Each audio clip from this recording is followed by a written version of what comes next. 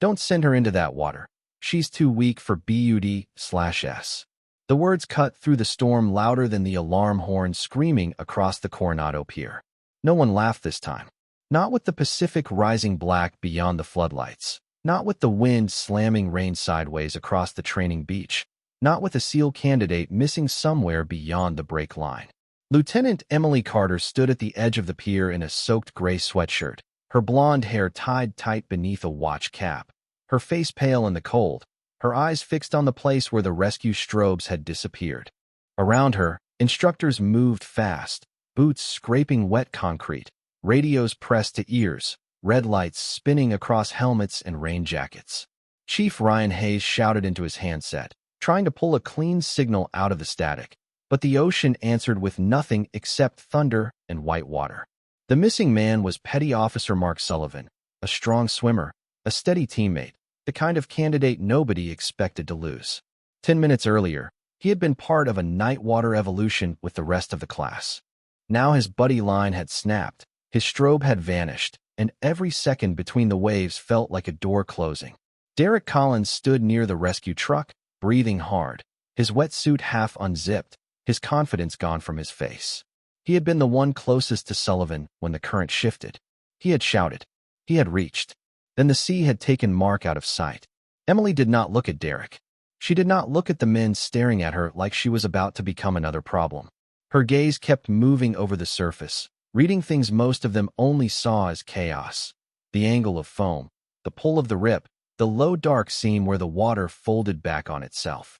Hayes saw it and frowned. She was not panicking. She was calculating. All day they had called her too small, too quiet, too weak for the pipeline. All day she had carried those words without answering them. In the morning, they had laughed when she fell behind during log PT.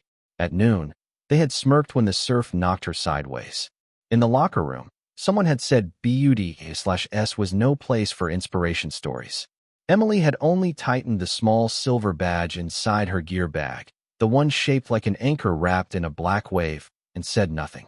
Now that same woman stepped forward, rain running down her face like glass. "He's not drifting north," she said. Hayes turned. "What?" Emily pointed into the darkness south of the pier.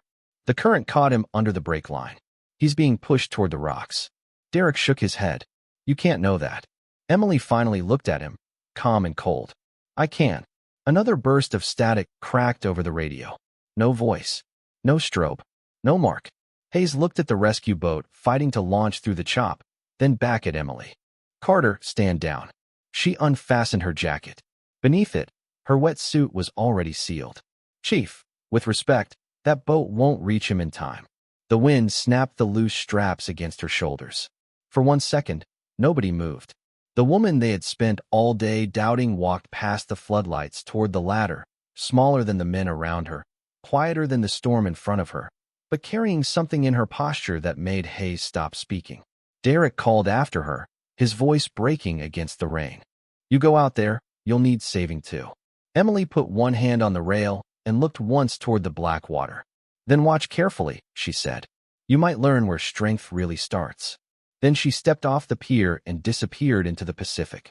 The water closed over Emily Carter with a force that would have turned panic into instinct for most people.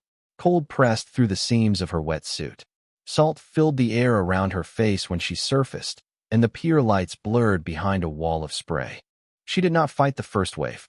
She let it lift her, roll beneath her shoulders, and pass.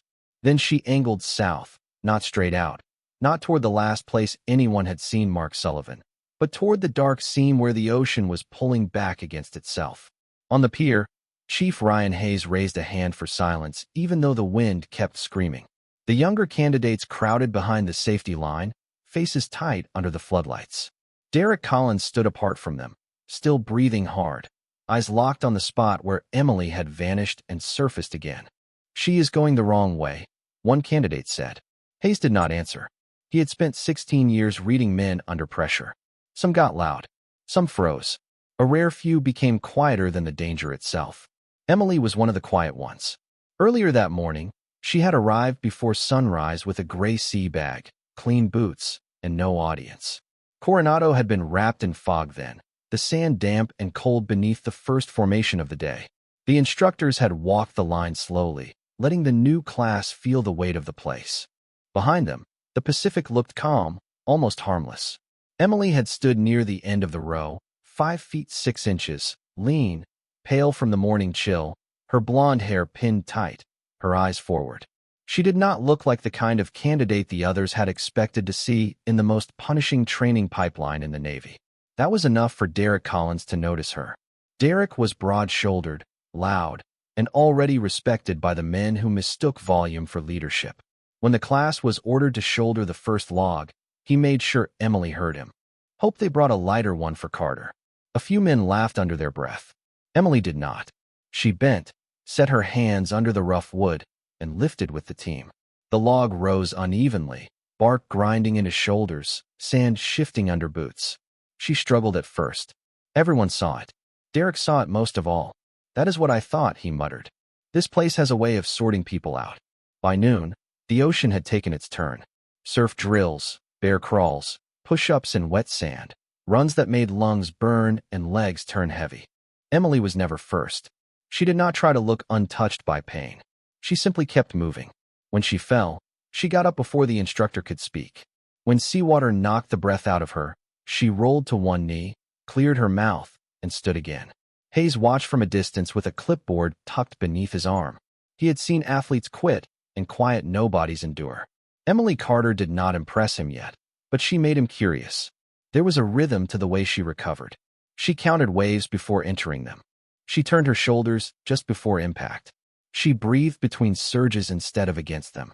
Those were not habits learned from motivational speeches. Those were habits earned somewhere cold, dark, and unforgiving.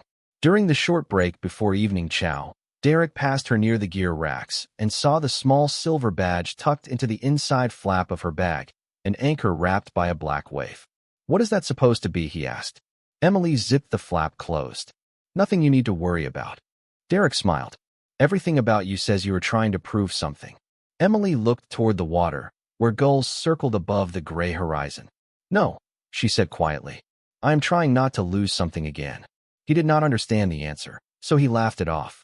Hours later, as the storm swallowed the training beach and Mark Sullivan was somewhere beyond the lights, that answer came back to Derek with a weight he could not explain.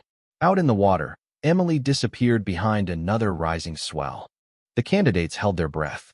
Then, far south of where the rescue team had been searching, a small white strobe blinked once against the black water. The white strobe blinked again, lower this time, almost swallowed by the moving wall of water. Hayes saw it first, then the others followed his gaze south, past the usual swim lane, past the safe marker buoys, toward the darker edge of the training zone where the waves folded over a hidden shelf of rock. "There," Hayes said into the radio. "South break line. Move the boat south." The rescue crew adjusted course, but the boat rose hard against the chop and lost speed before it could clear the pier. Emily was already farther out than anyone expected, cutting across the current with controlled strokes that looked too measured for the conditions around her. She was not fast in the way young candidates tried to be fast. She was efficient. Every movement had a reason. She let the water carry her for 3 beats, then kicked across it at an angle, saving strength where another swimmer would have spent everything. Derek watched from the pier with his hands clenched at his sides. For the first time all day, he had nothing to say. The same woman he had mocked in the sand was now moving through water he had barely escaped. The thought settled into him slowly and without mercy. Maybe she had never been weak. Maybe he had only been too loud to notice what strength looked like when it did not perform for an audience. Earlier that afternoon, before the storm warning, the class had been sent through a pool confidence drill. Masks were fogged, fins were removed, instructors shouted commands from the deck, and every candidate had to stay calm while their gear was shifted, turned, and tested underwater. Derek had powered through the first round with brute force and came up grinning, chest heaving, waiting for approval. Emily had gone under after him. She moved differently there too. No wasted thrashing. No angry bursts. Just patience. When an instructor pulled her mask loose and spun her by the shoulders, she paused, found the wall with 2 fingers, reset her breathing, and completed the sequence cleanly. It should have earned silence. Instead, Derek leaned toward another candidate and said, "Pool tricks do not make a seal." Emily heard him. Hayes knew she heard him because her jaw tightened for half a second, but she said nothing. She only climbed from the pool, water running from her sleeves, and checked the strap on her small silver badge before tucking it back inside her bag. That badge bothered Hayes more than he wanted to admit. He had seen many personal tokens in training: crosses, coins, photographs, family patches, lucky pieces of cloth folded into pockets. But that black wave wrapped around the anchor was not decoration. It was a mark from somewhere specific, somewhere old enough and quiet enough that most sailors would never know it existed. He could not place it then. Now, watching Emily disappear and reappear beyond the break line, memories started to move in the back of his mind. Northern Pacific. Winter seas. A joint recovery exercise that had gone wrong 12 years earlier. A team that arrived without announcement, wearing no unit name on their jackets, only that same dark wave stitched near the shoulder. They had moved through freezing water with the same terrible calm Emily carried now. Hayes lowered the radio slightly. "Carter," he whispered, though she could not hear him. "Who trained you?" Out in the water, Emily reached the area where the strobe had blinked. It was not Mark's light. It was hers, clipped high on her shoulder, flashing through spray whenever she rose. She scanned the surface once, then twice.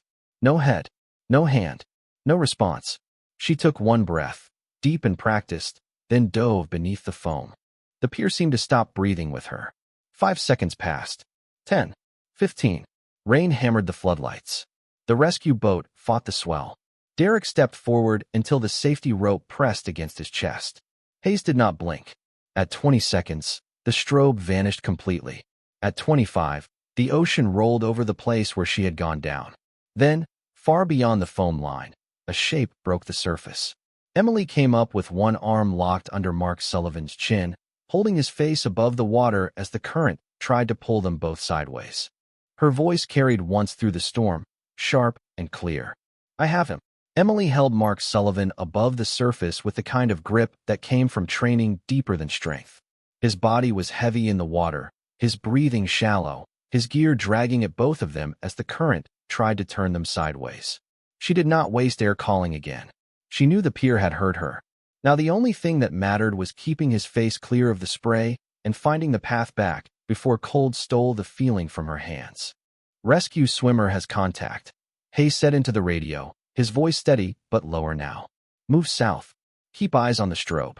The boat crew adjusted again, but the waves were breaking unevenly over the hidden shelf, forcing them wide. The safest route for the boat was not the fastest route for the swimmer. Emily understood that before anyone said it. She looked toward shore once, measured the distance, then stopped trying to pull Mark straight in. Instead, she rolled him slightly onto his back, locked her forearm across his flotation strap, and let the rip carry them farther south for 4 long seconds. Derek saw it and panicked. "She is letting him drift." Hayes snapped his eyes toward him. "No, she is using it." The words landed hard. Derek turned back to the water. Emily kicked twice, then cut left, crossing the current instead of fighting it. The motion looked wrong until it worked. They slid out of the strongest pull and into a broken line of foam that pushed them closer to the beach. Every candidate on the pier watched in silence. They had spent the day learning commands, endurance, discipline, and discomfort. Emily was showing them something older than all of it: the patience to let danger spend its own force before moving against it. Mark coughed weakly, but his head dipped as another swell came over them. Emily shifted fast, took the wave across her shoulder, and brought him back up. Her own face disappeared for a breath, then reappeared beside him, pale under the strobe, eyes narrowed against the spray. She did not look heroic. She looked tired. She looked cold. She looked human. That made the moment heavier. On shore, a medical team ran toward the south access point with blankets and emergency gear. Hayes moved with them, never taking his eyes off Emily. The memory in his mind sharpened with every stroke she took. Black tide. That was what the old instructors had called the unit in whispers, not because they were officially listed anywhere, but because they arrived when the sea had already been declared too dangerous. They did not bring speeches. They brought people home. 12 years ago, Hayes had watched one of them pull 2 sailors out of water so cold it made breathing feel impossible. The man had worn the same anchor and black wave. Hayes had never learned his name, only that he had a daughter. Emily's boots scraped sand first. Then her knees hit the shallows, but she did not release Mark. Two instructors rushed in and took his weight.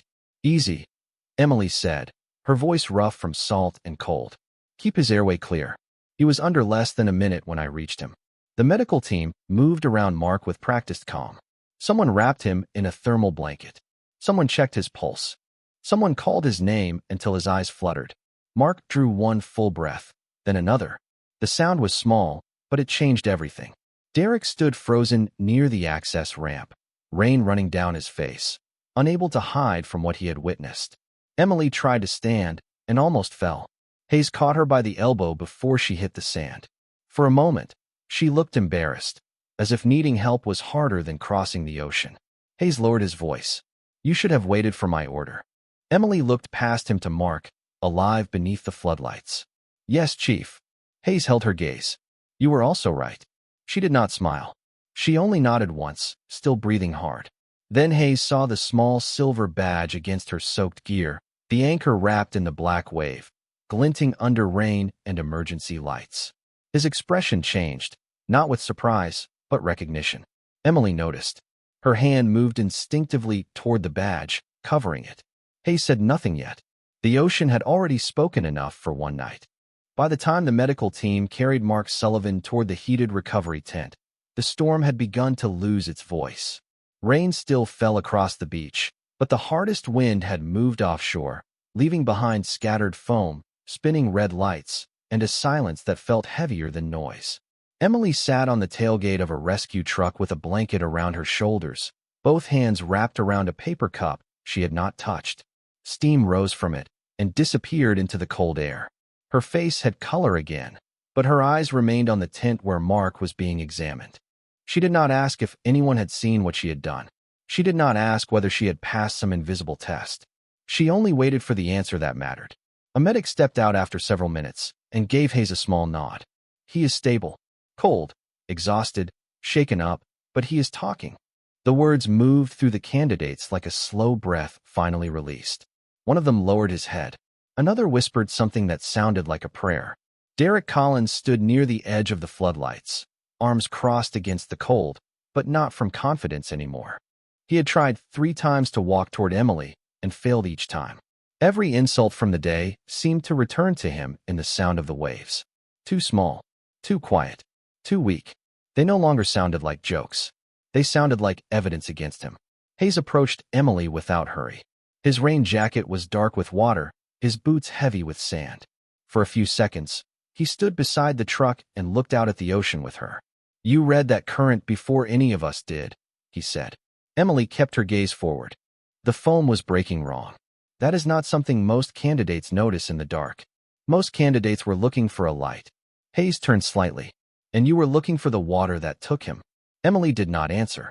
The blanket slipped from one shoulder, revealing the small silver badge pinned inside her gear strap. The anchor and black wave caught the light again. Hayes studied it carefully now. There was no doubt left in his face. Black Tide, he said quietly. Emily's hand tightened around the cup. That name is not used much anymore. It was not supposed to be used at all. She looked at him then, and for the first time that night, the calm around her showed a crack. Not fear, not shame, something older. You know it. Hayes nodded once. I saw a team with that mark in the Northern Pacific. Long time ago. They came in when everyone else was told to stand down. Emily looked back toward the recovery tent. My father was one of them. Hayes said nothing. The missing piece settled into place with the weight of a folded flag. The way she moved in rough water. The way she counted waves without seeming to count. The way she never defended herself when lesser men questioned her strength. She had been raised by someone who understood that the ocean did not reward pride. It rewarded patience, discipline, and respect. Derek finally stepped closer, stopping a few feet away from the truck. His face was pale beneath the rain, his voice low enough that only Emily and Hayes could hear. Carter. Emily looked at him, but did not soften her expression. Derek swallowed. I was wrong. The apology was small, rough, and late. Emily let it stand in the cold air between them. Yes, she said. No anger. No victory. Just truth. Derek nodded once, unable to meet her eyes for long. Hayes watched the exchange, then looked at the remaining candidates gathered under the lights. They had seen a rescue. But more than that, they had seen their own assumptions stripped bare. Emily stood slowly, steadying herself against the truck for only a second before letting go. The blanket fell tighter around her shoulders. She was still exhausted, still cold, still the smallest figure in the circle. But no one saw her as small anymore. From inside the tent, Mark's voice carried faintly through the canvas. "Where is Carter?" The candidates turned. Emily did not move. Hayes did. He stepped toward the group, his voice cutting through the last of the rain. "Right here," he said. "And every one of you is going to remember that." Morning came gray and clean over Coronado, as if the storm had been pulled out to sea and folded behind the horizon. The beach still carried its marks. Ropes lay dark with water. Footprints had softened into the sand. The pier lights were off now, but everyone remembered where they had been burning through the rain. Emily Carter stood in formation with the rest of the class, shoulders squared, hair pulled back beneath her cap, uniform dry, but face still drawn from the night before. She had slept less than 2 hours. No one asked if she was all right. Not because they did not care, but because something in her silence told them she would answer only when the question mattered. Mark Sullivan stood 3 places down, wrapped in a navy sweatshirt, cleared by medical staff for observation but not training. His voice was still rough from cold and salt, yet his eyes stayed on Emily, as if trying to understand how he was standing there at all. Derek Collins kept his gaze on the sand. The entire class felt different, but Hayes knew better than to trust emotion after a rescue. Gratitude fades. Respect only lasts when it changes behavior. He walked the line slowly, hands clasped behind his back, boots pressing clean shapes into the damp sand. "Last night," he said, "this class learned something the ocean teaches better than any instructor." No one moved. Even the gulls seemed distant. Hayes stopped in front of Derek first. "Collins, when Sullivan disappeared, what did you do?" Derek's jaw tightened. He could have made excuses. The current shifted. The visibility dropped. The line snapped. All of it was true. None of it was enough. "I lost sight of him, Chief." Hayes nodded once. "And before that?" Derek swallowed. "I underestimated the water." Hayes held his stare. "No, you underestimated a teammate." The words struck harder than shouting would have. Derek looked briefly toward Emily, then back to Hayes. "Yes, Chief." Hayes moved on. He stopped in front of Emily last. "Carter, step forward." She stepped out of formation, boots together, chin level. There was no pride in her face. No hunger for recognition. Hayes studied her for a long second, then looked at the class. "Some of you spent yesterday deciding what she could not do based on what she looked like under a log, in the surf, and in a line of men who thought size was the same thing as strength." The beach stayed silent. Last night, she read a current in darkness, entered unsafe water with control, located a missing teammate, and brought him back breathing. Emily kept her eyes forward. The praise seemed to pass over her without landing. Hayes lowered his voice. "That does not make her special treatment. That makes her accountable to the same standard as every one of you." He turned back to her. "Carter, you broke a direct instruction when you entered the water." "Yes, Chief." "You had a reason." "Yes, Chief." "Would you do it again?" The class held still. Emily did not answer quickly. She looked past Hayes to the long gray line where the sea met the sky. "If waiting meant losing him," she said. "Yes, Chief." Hayes watched her, then gave a single nod. "Good. Then understand this. Next time, you make me see what you see before you move." "Yes, Chief." Mark stepped forward without being called. "Chief, permission to speak." Hayes glanced at him. Briefly, Mark turned toward Emily. His voice carried just enough for the line to hear. "I remember the water going quiet. Then I remember her voice telling me to breathe when I did not think I could. That is the only reason I am standing here." Emily's expression changed for half a second, a small tightening around the eyes, then it was gone. Derek lifted his head. Something in the class shifted again, not loud, not dramatic, but real. Hayes pointed toward the surf. "Training resumes in 10 minutes. The ocean does not care what happened last night, and neither will the next mission." The candidates began to move, but slower than usual around Emily, as if giving her space had become a form of respect. Derek approached her last. He did not offer a speech. He simply picked up the end of the log she had been assigned and waited. Emily looked at him. Derek met her eyes. "With you," he said. She studied him for one quiet beat, then took her place under the wood. This time, when the log rose onto their shoulders, it came up level. The log settled across Emily Carter's shoulder with the same rough weight it had carried the day before, but the line beneath it felt different now. 6 candidates moved as one through the wet sand, boots digging in, breath rising in pale bursts beneath the gray morning sky. Derek Collins had the front right position. Emily had the rear left. Between them, the wood no longer tilted. Chief Ryan Hayes walked beside the formation without speaking, watching the change more closely than any stopwatch could measure. A team does not become whole because one person is proven wrong. It becomes whole when pride learns to step back and responsibility steps forward. Derek was learning that lesson with every step. When the instructor called for the team to drop, the log came down clean. When he called for them to lift, Derek waited half a beat for Emily's side to lock in before driving upward. She noticed. She did not thank him. He did not expect her to. Respect in that place was not soft. It was practical. It showed up in timing, spacing, and the quiet decision not to let a teammate carry weight alone. By mid-morning, the class moved into surf passage drills. The storm had left the Pacific unsettled, with 6-foot sets rolling in under a hard silver sky. The candidates had to enter as teams, pass through the break, regroup beyond the white water, then return without losing formation. It was basic on paper and unforgiving in reality. The first team stumbled in the impact zone, came apart under a breaking wave, and crawled back, coughing and frustrated. Hayes let them reset without mercy. Again, Emily watched the water from the line, studying the pattern the way others studied instructions. 3 smaller waves. 1 larger set. A pull to the south after each break. A calmer lane opening for only a few seconds near the left marker. Derek followed her gaze. "You see something?" he asked. Yesterday, it would have been a challenge. Today, it was a question. Emily pointed with her chin. "Do not enter on the first lull. Wait for the second. The first one lies." Derek looked at the water, then back at her. He did not fully understand, but he nodded. When their team was called, the 6 of them moved toward the surf with arms linked through the carrying straps. The first lull opened, and 2 candidates instinctively leaned forward. Derek barked, "Hold." The wave behind it rose higher than expected and crashed across the exact lane they would have taken. No one said anything, but every man in the team felt it. Emily's eyes stayed on the water. "Now," she said. They entered together, low and steady, letting the next swell lift instead of scatter them. The ocean shoved hard, but the line held.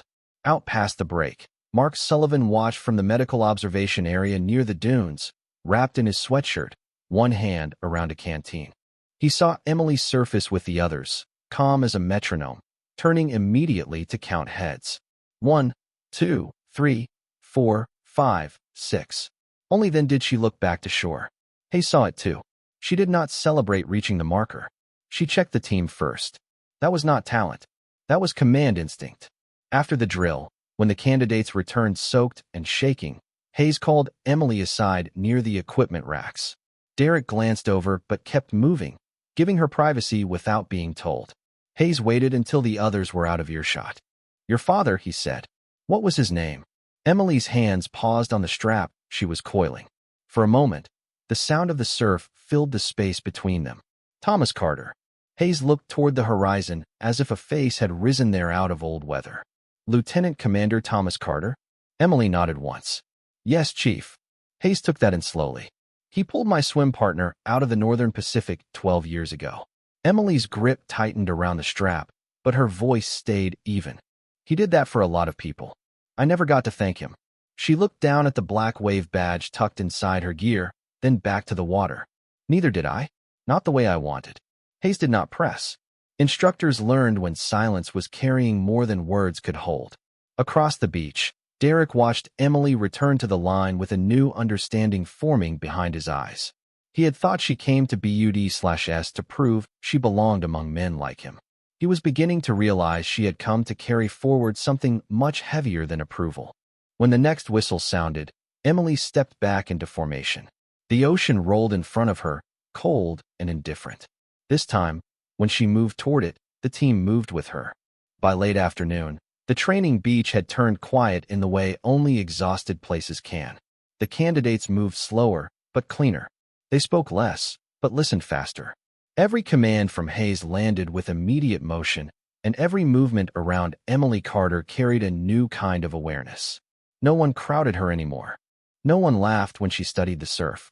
No one mistook her silence for uncertainty. Derek Collins felt the change most sharply because he had helped create the old version of the room.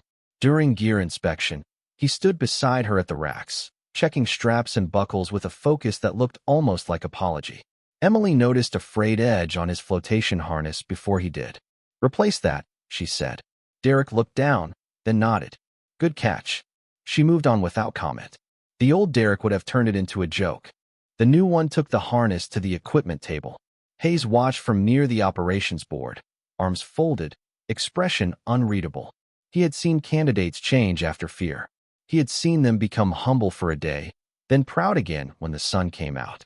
But this felt different. Emily had not demanded the room change around her. She had simply forced the truth into it, and now every person there had to decide what to do with that truth. Near the dunes, Mark Sullivan had been cleared to leave medical observation, though he would remain off full training until the next morning. He walked carefully across the sand and stopped beside Emily while she coiled a wet line. For a moment, neither of them spoke. Then Mark said, "I heard you found me under the break." Emily kept winding the rope. "You were where the water said you would be." Mark gave a tired smile. "That sounds like something an old rescue swimmer would say." Her hands paused. "It was." He looked at the silver badge tucked near her gear. "Your father?" Emily nodded. "He taught me to respect water before I learned to swim fast." Mark looked out at the Pacific. "I was not scared until it got quiet." Emily understood that kind of quiet. The ocean did not always roar when it took control. Sometimes it went still around a person, soft and distant, making the shore feel farther away than it was. "You kept fighting," she said. Mark shook his head. "I was fading. You kept enough." He turned toward her then, serious beneath the exhaustion. "Thank you." Emily tied off the rope and looked at him. She did not brush the words away. She did not pretend they were unnecessary. "You are welcome." The simplicity of it gave the moment more weight than any speech could have. A whistle cut across the beach. Hayes called the class back to formation near the waterline. The sun had begun to drop behind the training buildings, turning the wet sand bronze and the surf silver at the edges. The candidates formed up, Mark standing just outside the line under medical restriction. Hayes paced once in front of them, then stopped. "There is a lesson people like to say in places like this," he said. "They say the ocean does not care who you are." His eyes moved down the line. "That is true, but it is not complete." Emily looked straight ahead. Hayes continued, "The ocean does not care about your pride. It does not care about your excuses. It does not care how loud you are, how strong you look, or what others think you deserve." He turned slightly toward Emily, but did not make the moment soft. "It does respond to preparation. It responds to discipline. It responds to people who know when to fight and when to let the current carry them to a better angle." Derek stared at the sand, taking every word. Hayes looked back to the group. "Yesterday, some of you confused appearance with ability. That mistake nearly cost this team more than embarrassment." The line stayed still. "It will not happen again." No one answered, but the silence was different now. It was not fear. It was agreement. Hayes dismissed them for evening recovery, but as the candidates broke formation, he held Emily back with a small motion of his hand. When the beach cleared, he reached into the pocket of his jacket and pulled out a weathered challenge coin. On one side was the trident. On the other, almost worn smooth, was a faint black wave around an anchor. Emily stared at it. Hayes placed it in her palm. "Your father gave me this after that Northern Pacific recovery," he said. "Told me to pass it on if I ever met someone who understood what it meant." Emily closed her fingers around the coin, and for the first time all day, her composure nearly broke. Hayes looked toward the darkening water. "I think you would have recognized your swim last night." Emily swallowed once, steady and quiet. "I hope so, Chief." Hayes nodded. "Do not hope. Earn it again tomorrow." She looked at the coin in her hand, then at the ocean that had taken from her family and given someone back the night before. "Yes, Chief," she said. And when she walked away, the black wave badge no longer looked like a secret. It looked like a promise. The next morning opened with a hard blue sky and a cold Pacific wind moving across the beach like a final inspection. The storm was gone, but the ocean still carried yesterday inside it, rolling in long gray sets that broke white over the sand. The class formed before sunrise, boots aligned, shoulders squared, faces tired but changed. Emily Carter stood in the same place she had stood before anyone believed in her, the black wave badge tucked against her gear and the worn challenge coin heavy in her pocket. She did not look different. That was what made it matter. The world around her had changed, but she had not needed to become louder to be seen. Chief Ryan Hayes walked out from the equipment shed with a clipboard in one hand and stopped before the line. Mark Sullivan stood back in formation now, medically cleared for light training, his posture steady, though his eyes still carried the memory of dark water. Derek Collins stood beside him. When Hayes called the team forward for the morning run, Derek reached for the shared gear without hesitation and matched his pace to the others before anyone had to correct him. The old rhythm of the class was gone. In its place was something quieter and stronger. They ran 3 miles along the wet sand, past the pier, past the rescue trucks, past the place where Emily had stepped into the sea. No one mentioned it. No one needed to. Every footfall carried the memory. When the run ended, Hayes brought them to the waterline and faced them toward the Pacific. "Look at it," he said. The candidates stood breathing hard, salt air filling their lungs. "That water does not remember your name. It does not care what you said yesterday, what you regret today, or what you promise tomorrow. It only reveals what you practiced when nobody was watching." His eyes moved across the line and stopped briefly on Emily. "One of you proved that." Emily kept her gaze on the horizon, but her hand brushed the coin in her pocket. For a moment, she thought of her father not as a legend or a badge or a story whispered through old operators, but as a man standing knee-deep in cold water, teaching a little girl to count waves before trusting them. She remembered his voice, low and patient. "Do not fight the ocean just because you are afraid. Read it, respect it, then move." Hayes stepped closer to the class. "There will be no special treatment here. Not for courage, not for history, not for a rescue. What happened 2 nights ago earned gratitude. What happens next earns trust." He looked toward Emily. "Carter, front." She stepped forward. The class watched without the old doubt. Hayes held out the challenge coin where everyone could see the black wave and anchor worn into the metal. This symbol belongs to people who believed bringing someone home was never a small mission. Some of you saw it as decoration. Some of you ignored it. One of you carried it correctly. He placed the coin back in Emily's hand. "Do not carry it as proof of who your father was. Carry it as a reminder of what you still owe." Emily closed her fingers around it. "Yes, Chief." Derek took one step forward. "Chief, permission to say something." Hayes gave him a hard look, then nodded. Derek turned to Emily, not performing for the class, not trying to erase what he had done with one clean sentence. "I measured you wrong," he said. "I thought strength had to look like me. It does not." The beach stayed silent. Emily looked at him for a long beat. "Then do not make that mistake with the next person," she said. Derek nodded. "I will not." Hayes let the silence hold, then pointed toward the surf. "Class, into the water." They moved as a team. This time, when Emily entered the Pacific, no one watched to see if she would fail. They watched the water the way she watched it. They waited for her signal without being told.